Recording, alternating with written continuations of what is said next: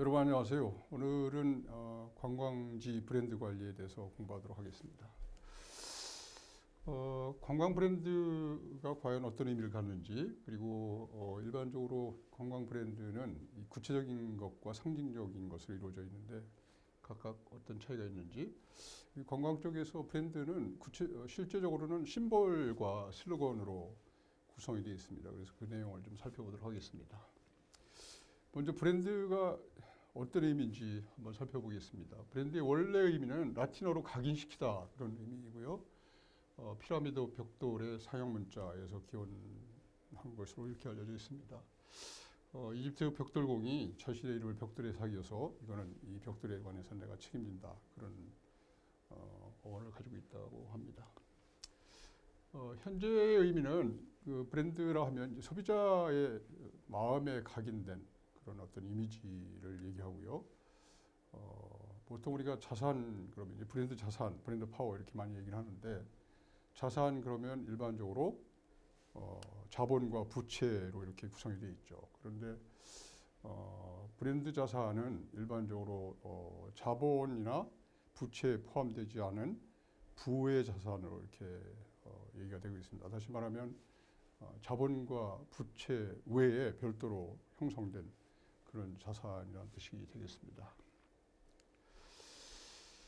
브랜드 자산도 뭐 당연히 그 기업 자산의 일부가 되고요. 특정 상품이나 관광지가 브랜드를 가졌기 때문에 자산 효과가 더 자산 가치가 커지는 그런 의미를 얘기합니다. 기업에서도 뭐 브랜드 자산이 굉장히 중요하지만 소비자 입장에서도 상품이나 관광지를 선택할 때 브랜드에 따라서 선택이 달라지기 때문에 소비자한테도 브랜드는 굉장히 중요한 의미를 가진다고 볼 수가 있습니다. 관광 브랜드 자산은 일반적인 브랜드 자산의 의미하고는 좀 약간 다르게 사용이 되고 있는데요. 관광자들이 관광지 또는 관광 상품에 대해 내리는 총체적 평가 이렇게 정의할 수가 있겠습니다. 최근에 와서 공간 또는 장소 마케팅이 굉장히 중요하고 그 과정에서 장소의 어떤 기능적 개념 이런 거 외에 장소의 상징적 개념이 굉장히 중요하게 대두되고 있습니다. 사람들이 이 장소에 대한 기능적 개념보다는 장소에 대한 상징적 의미를 더 평가하고 있다는 얘기죠. 그래서 소위 그 후기 산업사에서 공간의 의미가 이미지, 기호, 상징 등으로 구체화되는 경향이 있습니다. 이게 왜 중요하냐면 관광 브랜드 역시 이미지, 기호, 상징 등으로 구성되는 추세에 있다는 것을 의미합니다. 뭐 요즘 와서 보통 이제 지식정보 사회라고 그러는데 지식정보 사회에서 경제 중심이 기능적 가치가 아니라 상징적 가치에서 더 가치 평가가 되고 있다라고 말씀드렸습니다. 이 재화 서비스의 소비를 좌우하는 그 상징적 가치는 커뮤니케이션에 의해서 조성이 됩니다. 다시 말하면 소비자와 기업이 어떻게 커뮤니케이션 하느냐에 따라서 상징적 가치가 결정된다고 말씀드릴 수가 있겠습니다. 특히 관광 브랜드를 얘기할 때는 일반적으로 국가 브랜드가 굉장히 중요합니다. 다시 말하면 특정 국가의 국가 브랜드가 어떠냐에 따라서 관광 브랜드 역시 결정된다고 볼 수가 있습니다.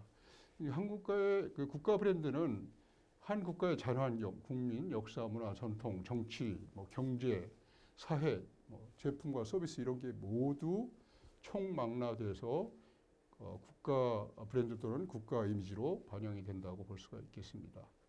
그래서 관광 브랜드 또는 국가 브랜드, 국가 이미지 그럴 때는 내외국인들에게 유형 또는 무형의 정보와 경험을 통해서 의도적으로 심어주고자 하는 상징 체계 이렇게 말씀드릴 수가 있고요. 강력한 브랜드나 이미지의 구축은 한 나라의 정치, 경제, 사회, 문화 분야에 광범위한 후광 효과를 주는 그런 막대한 영향력을 발휘하고 있습니다. 국가 브랜드와 관광지 이미지 창출에 대한 연구와 이를 통계적으로 파악하는 것은 관광 마케팅에서 굉장히 중요한 의미를 가지고 있습니다. 그래서 관광 마케팅에 국가 브랜드를 잘 활용할 필요성이 대두가 되고 있습니다. 한 나라의 그 관광 이미지 또는 국가 이미지는 관광자 유치 차원뿐만 아니라 기업 유치 또는 상품 교육에서 굉장히 중요하기 때문에 국가 브랜드 관리 차원에서 과학적인 관리가 필요하고요. 긍정적인 이미지를 창출한다는 것은 해당 나라의 그 위상과 경쟁력을 높이는 데 굉장히 중요한 요소가 된다고 볼 수가 있습니다. 우리나라 경우는 선진 각국에 비해서 상대적으로 국가 이미지나 관광 브랜드 이미지가 좀 다소 떨어지는 경향이 있기 때문에 이걸 집중적으로 관리할 필요가 대두되고 있습니다. 선진국과 뭐 우리 일본 또는 동남아 각국들은 이 관광과 국가 브랜드를 심벌과 슬로건을 통해서 구축을 하고 있고요. 잘 만들어진 심벌과 슬로건은 관광자 유치뿐만 아니라 상품 서비스 교육에도 잘 활용이 될 수가 있다고 봅니다. 심벌에 관해서는 보통 문화적 요소를 많이 사용을 하는데요. 문화적 요소는 뭐 잘 알다시피 유형문화재와 무형문화재가 있습니다. 유형문화재가 잘 돼 있으면 유형문화재를 그대로 사용하기도 하고요. 반대로 뭐 유형문화재가 잘 돼 있는 나라들을 한번 살펴보도록 하겠습니다. 영국 같은 경우는 뭐 여러분들이 잘 알다시피 국회의사당이나 웨스트민스터 사원, 버킹엄 궁정, 트라팔가 광장, 타워 브리지 이런 것들이 잘 알려져 있고요. 프랑스는 에펠탑, 개선문, 페르사유 궁전, 미국은 자유의 여신상, 뭐 기타 성조기 이런 것들이 잘 알려져 있습니다. 중국은 만리장성, 자금성 이런 것들이 잘 알려져 있죠. 그럼에도 불구하고 이런 나라들이 최근에 와서 관광 심볼을 유형문화재를 활용하기보다는 상징적 가치, 다시 말하면 상징적인 작품을 더 많이 활용을 하고 있습니다. 무형문화재도 그 심볼을 구성하는 데 굉장히 중요한 역할을 하는데요. 우리나라 경우는 세계적으로 유형문화재보다는 무형문화재가 훨씬 더 알려져 있습니다. 그럼에도 불구하고 이 무형문화재들을 관광 심볼로 잘 활용하고 있지는 못한 그런 상황이 되겠습니다. 예를 들면 뭐 감각 오감별로 봐서 한복, 그림, 서예, 춤 이런 걸 시각적인 효과를 굉장히 크게 줄 수 있는 거고요. 판소리, 검은국, 화야금 이런 거는 청각적인 효과가 굉장히 크다고 봅니다. 기타 우리나라의 다양한 음식은 뭐 미각이나 후각에 굉장히 큰 영향을 줄 수가 있고, 뭐 도자기, 문갑, 칠갑, 자개장 이런 것들은 촉각에 영향을 줄 수 있는 무형문화재라고 볼 수가 있습니다. 특히 이 국가적인 이벤트, 우리나라 같은 경우는 88년도에 서울올림픽, 또 2002년도에 월드컵 유치를 통해서 전 세계에 많이 알려져 있죠. 지금도 예를 들어서 뭐 베니스 영화제라든지 칸느 영화제 이런 경우는 특정 이벤트를 통해서 해당 지역이 잘 알려지고 있는 그런 경우가 되겠습니다. 아까 구체적인 그 심벌에 관해서 이미 말씀드렸으므로 넘어가도록 하겠습니다. 일본은 아까 말씀을 안 드린 것 같은데 뭐 잘 알다시피 벚꽃, 사쿠라, 후지산, 스시, 기모노, 가부키 이런 것들이 세계적으로 알려진 그런 유형 문화재로 일본의 심벌로 잘 활용이 되고 있고요. 중국 같은 경우는 뭐 무택동 쿵푸, 중국 요리, 한자, 또 천안문 광장 이런 것들이 구체적인 심벌로 잘 알려진 경우가 되겠습니다. 슬로건은 심볼을 보완하는 그런 기능을 합니다. 심볼로만 브랜드화하기는 좀 부족하다고 생각될 때 예를 들어서 브랜드에 추가적인 연상을 줄 수 있고 이름과 심볼이 갖는 모호한 그런 개념을 제거하거나 강화시키는 그런 역할을 하고 있습니다. 슬로건을 만들 때는 한 나라의 관광 콘셉트를 위해 굉장히 중요한 수단이기 때문에 구체적이고 적절하고 기억하기 쉬워야 합니다.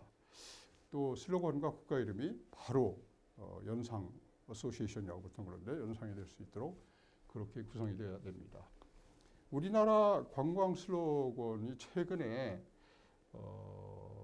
변천한 모습을 보여주고 있습니다. 얼마 전까지만 해도 다이내믹 코리아, 사실은 우리나라를 관광 말고 국가적인 개념으로 볼 때는 굉장히 적절한, 굉장히 역동적인 그런 나라를 표현하고 있고요. 관광 측면에서는 코리아 스파클링, 우리나라가 좀 이렇게 활성화가 되고 탁탁 튄다 그런 의미이고요. 또 코리아 비 인스파이어드는 한국에 오면 뭔가 영감을 얻을 수 있다 이런 뜻이고, 최근에 금년에는 이매진 유어 코리아 그래서 당신들이 뭐 상상하는 우리나라 정도의 슬로건을 가지고 있습니다. 슬로건은 일반적으로 트레이드마크와 트러스트마크, 그다음에 러브마크 이렇게 변천해 왔는데 이 트레이드마크나 트러스트마크는 해당 나라의 전통, 역사 또는 상품이 갖는 그런 신뢰도를 얘기하고 있습니다. 이를테면 뭐 기계, 자동차는 뭐 독일, 전자제품은 일본, 반도체는 우리나라 뭐 이런 것들이 거기에 해당된다고 볼 수가 있습니다. 최근에 와서 상징 체계에서 중요한 거는 감성적인 겁니다. 이성적인 것보다. 그래서 러브 마크가 굉장히 중요하게 대두가 되고 있습니다. 그래서 교역대상국가의 감성적인 측면이 강조가 되고 있고, 대표적인 거는 뉴욕시의 I love 뉴욕이 되겠습니다. I love 뉴욕은 뉴욕을 어쩌면 그 좀 대도시, 좀 부정적인 측면이 굉장히 많은 뉴욕을 따뜻하고 친근하고 사랑의 감정이 솟아날 수 있는 그런 슬로건으로 개발한 대표적인 사례가 되겠습니다. 심벌 경우는 구체적인 그런 상징물들이 잘 구성되어 있는 영국, 일본, 중국 같은 경우는 그거를 그냥 활용하는 경우도 있고요. 최근에는 그런 것들이 잘 돼 있어도 색감과 추상성을 위한 추상적 심볼을 개발해서 운영하는 사례가 굉장히 많아지고 있습니다. 구체적인 나라별로 구체적인 심볼은 이런 것들이 있고요. 그럼에도 불구하고 많은 나라들이 이 상징적인 관광 심볼을 만들어서 운영을 하고 있습니다. 예를 들어서 스페인 같은 경우는 유럽에서 가장 대표적인 휴양지로 알려져 있기 때문에 태양을 상징하는 이런 심볼을 만들었고요. 일본은 일본 열도 그리고 성조기를 활용해서 이런 심볼을 만들어 가지고 있습니다.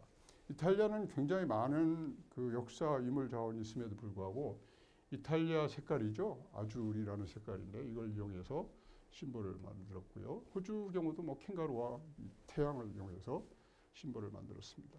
프랑스도 굉장히 많은 관광 자원, 구체적인 심볼이 있음에도 불구하고 향수를 상징하는 그런 심볼을 가지고 있습니다.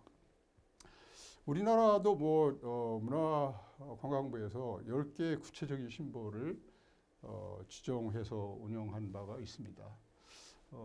예를 들면 한복, 태권도, 한글, 속구람, 탈출, 종묘제락, 김치, 고려인삼, 불고기 이런 것들인데 사실은 이 중에 그 어느 것도 우리나라를 구체적으로 대외적으로 상징할 수 있는 것들이 좀 부족하다 이렇게 말씀드릴 수가 있습니다. 그래서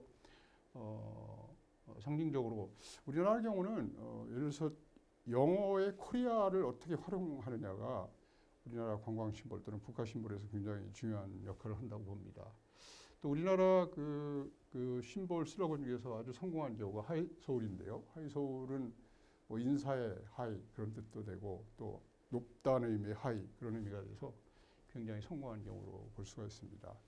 특히 방문의 해 동안에 활용한 이 코리아라는 것도 색동을 잘 활용해서 상당히 성공한 그런 상징으로 볼 수가 있겠습니다. 관광 심볼에서 중요한 거는 이 국가적인 심볼이 어떻게 되어 있느냐인 거죠. 그래서 해당 나라의 이 상징을 그림, 문자, 도형으로 잘 나타내는 게 굉장히 중요하다고 볼 수가 있겠습니다. 일반적으로는 한 나라의 역사 문화가 굉장히 오래돼 있다 그러면 역사 문화 사상이 자연스럽게 스며든 그런 심볼이 굉장히 효과적일 것으로 봅니다. 관광 상징물을 제정하기 위해서는 한 나라의 브랜드 이미지가 선행돼야 된다고 이미 말씀을 드렸습니다. 그래서 국가 이미지 자체가 부정적인 경우는 관광 이미지를 긍정적으로 창출하기가 굉장히 좀 어렵고요.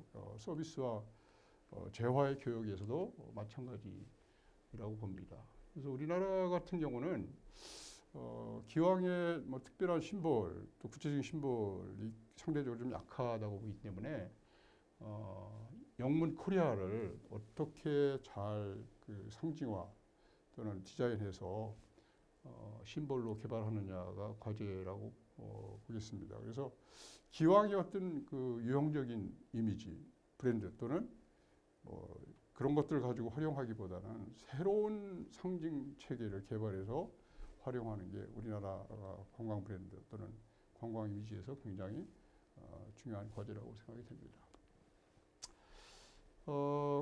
사실은 이제 이 관광 브랜드는 이 소비자가 특정 그 브랜드를 측정하는 그런 지표가 되는데요. 예를 들어서 실용성이나 이미지 가치, 신뢰성, 애착성 이런 것들이 평가 기준이 될 수가 있겠습니다. 그래서 우리나라의 경우에 이 상징적인 관광 브랜드 또는 관광 이미지를 창출하기 위해서는 이런 5가지 조건이 충족돼야 됩니다. 관광 목적지의 고유성, 다시 말하면 우리나라의 어떤 특별한 유니크니스, 우리나라만 가지고 있는 독특함을 가져야 되죠. 특히 우리나라 경우는 이 선진 유럽 또는 미국에서 볼 때는 일본, 중국, 우리나라가 같은 아류로 이렇게 비치기 때문에 한중일 간의 어떤 차별화가 굉장히 중요하고요. 경쟁 국가의 차별성, 지금 말씀드린 한중일 간의 차별성이 굉장히 중요하고, 이 고유성을 통해서 우리나라만 갖는 독창성 개발, 그리고 지금 심볼이나 브랜드에서 가장 중요한 것은 어떻게 이걸 시각적으로 디자인할 것이냐, 이런 문제가 있습니다. 그리고 실제로 브랜드로 개발할 때 실행이 가능하고 관리가 용이해야 됩니다. 외국 경우는 뭐 그런 조건들이 대부분 다 충족이 돼 있어서 뭐 예를 들어서 납득이 가능하고 차별화되고 매력적인 이미지를 전달하고 구체적이고 적절하고 또 기억하기 쉽게 제작되어서 활용이 되고 있습니다. 예를 들면 뭐 여기 있는 나라들이 모두 다 뭐 훌륭한 사례라는 건 아닌데, 대표적으로 예를 들어서 뉴질랜드 같은 경우는 이 청정을 상징하고 있습니다. 100% 퓨어 뉴질랜드의 어떤 청정함을 잘 나타내고 있고요. 특히 타일랜드 같은 경우는 국민 모두가 굉장히 친절하고 웃음을 잘 짓는 나라 이렇게 알려져 있기 때문에 랜드 오브 스마일. 또 브라보 스페인 같은 경우는 이제 브라보가 스페인어이기 때문에 그걸 잘 활용한 그런 경우가 되겠습니다. 그 다음에 대표적으로 잘 된 경우가 의문적으로 인크레디블 인디아를 I로 연결해서 굉장히 성공한 그런 경우가 되겠고요. 그 다음에 뭐 카나다 같은 경우도 강활한 자연, 디스커버 아워 트루 네이처 이런 것들도 비교적 잘 된 경우로 평가가 되고 있습니다. 차이나 호레버, 차이나 중국의 역사가 굉장히 오래됐기 때문에 차이나 역사가 좀 연구하라 이런 뜻이고요. 특히 이제 오스트레일리아는 같은 영어라도 좀 호주식 영어를 활용하고 있기 때문에 come and say goodbye 해서 호주의 어떤 독특함을 반영을 하고 있습니다. 아무래도 이제 이 슬로건이 영어이다 보니까 그 영어를 활용하고 있는 미국의 각주 사례가 굉장히 중요할 것 같습니다. 그래서 뭐 커네티컷 같은 데는 full of surprise, 뭐 조지아 같은 경우는 experience 조지아 이런 게 있고요. 뭐 루이지애나 같은 come as you are, live different, 뭐 좀 독특한 그런 슬로건을 가지고 있습니다. 우리나라 경우도 과거 수십 년 동안 그 적절한 슬로건을 개발해서 활용하려는 노력을 굉장히 많이 해왔습니다. 그 중에 뭐 대표적인 게 랜드 오브 더 모닝캄이죠. 랜드 오브 더 모닝캄은 20세기 초에 서양 사람들이 우리나라를 그 대표하는 그런 일종의 닉네임으로 활용을 해왔는데, 사실은 우리가 그걸 상당 기간 우리 슬로건으로 활용을 해왔지만 많은 전문가들이 슬로건으로서는 좀 부족하다 이렇게 평가를 하고 있습니다. 1988년도는 뭐 알다시피 우리나라에서 하계 올림픽이 개최됐기 때문에 뭐 코리아 홈 오브 더 올림픽스 앤 뭐 올림픽뿐만 아니라 더 많은 매력이 있다 그런 뜻이고요. 또 많은 사람들이 그 올림픽을 통해서 서울만 알고 있기 때문에 지금도 사실은 우리나라를 방문하는 관광객들의 한 70~80%는 모두 서울에서만 체류를 하고 있다 하죠. 그래서 89년도 코리아 모델 서울, 우리나라가 서울뿐만 아니라 다른 매력들도 많이 있다. 그리고 그 후에는 뭐 랜드 오브 더 모닝캄을 계속적으로 활용해 오다가 96년, 97년은 터치 더 스피릿 코리아를 활용을 했습니다. 이거는 미국 슬로건을 좀 그 카피한 그런 거라서 금방 좀 처리가 되었습니다. 그 외에 이제 98년, 2000년도는 코리아 5000 years new, 우리나라가 5천 년 역사를 가지고 있지만 새로운 역동감으로 좀 차 있다. 근데 우리가 보통 5,000 years 이렇게 5천 년 역사 얘기를 할 때는 일본 또는 중국과 차별화가 되지 않는 그런 문제가 있습니다. 그래서 2004년, 2006년에 다이내믹 코리아를 쓰게 됐는데 다이내믹 코리아는 관광 슬로건 외에 우리나라 국가 슬로건으로서는 아직도 활용이 되고 있는 그런 경우가 되겠습니다. 그리고 2007년부터는 코리아 스파클링, 코리아 비 인스파이어드, 이매진 유어 코리아 이렇게 슬로건이 변화되어 왔습니다.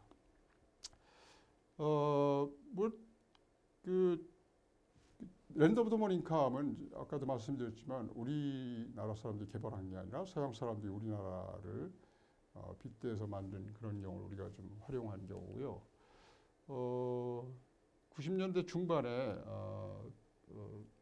터치 더 스피릿은 아까도 말씀드렸지만 아메리카 캐치 더 스피릿을 모방한 경우라서 큰 주목을 받지 못했습니다. 그리고 5천년 역사를 얘기할 때는 이웃 일본과 중국하고 차별화되지 못하는 그런 문제가 있다고 말씀드렸습니다. 그래서 최근에 그래도 이제 성공했다고 보는 게 다이내믹 코리아나 코리아 스파클링, 코리아 비 인스파이어드, 이매진 뉴어 코리아 이렇게 볼 수가 있겠습니다.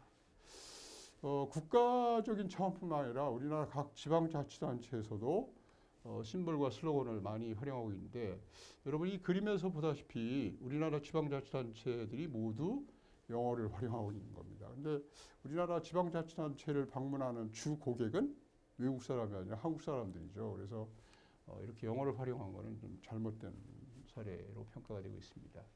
그래서 최근에 이런 걸 알고 지방자치단체에서 전부 한글로 많이 활용하고 있습니다. 뭐 케원, 남양주, 소량, 강릉, 무궁무진, 포천, 사랑의 영도 어떤 의문을 많이 활용한 그런 한글을 활용하고 있죠. 거창한 거창, 완성 맞춤 도시 안성, 좋아요 보은, 아리아리 정선, 장수만세 이런 것들 다 성공적으로 잘 만든 심볼과 슬로건이 되겠습니다. 그래서 우리나라 경우는 물론이고 외국 경우도 이 슬로건과 그 심볼을 통해서 해당 나라에 가고 싶다 그런 느낌을 줄 수 있도록 심볼과 슬로건이 개발이 되어야 됩니다. 아까도 말씀드렸지만 결과적으로 구체적인 것보다는 이미지, 기호, 상징 등으로 이렇게 상징화해서 슬로건과 심볼이 개발되어가는 추세라고 말씀드렸습니다. 특히 이제 최근에 와서는 이 소비자에 대한 그런 어필이 소구가 이성 중심에서 감성 중심으로 바뀌고 있기 때문에 어떻게 하면 감성적인 그 접근 또는 터치를 할 거냐가 굉장히 중요한 과제가 되고 있습니다. 결국 우리나라는 몇 번 반복해서 말씀드리지만 코리아를 어떻게 상징적으로 디자인해서 어필할 거냐가 굉장히 중요하다고 말씀드릴 수가 있겠습니다. 브랜드 이미지 구축은 일반적으로 마케팅 학자 코틀러가 제시한 거를 많이 따르고 있습니다. 그래서 브랜드 이미지는 실제 가까이 하고 믿을 수 있고 단순하고 소비자의 마음을 끌 수 있고 뚜렷해야 된다. 이런 원칙이 있고요. 우리나라의 박준영이라는 학자도 브랜드 파워가 갖춰야 할 세 가지 조건을 제시했는데 콘셉트가 소비자의 욕구와 일치해야 된다. 또 경쟁 브랜드에 비해서 차별적이어야 되고 상품의 핵심적 특징과 일치하는 게 좋다. 이런 원칙을 제시했습니다. 우리나라 경우는 하여튼 아시아 국가와의 어떤 유사성 이런 것들을 탈피하는 게 굉장히 중요한 과제가 되고 있습니다.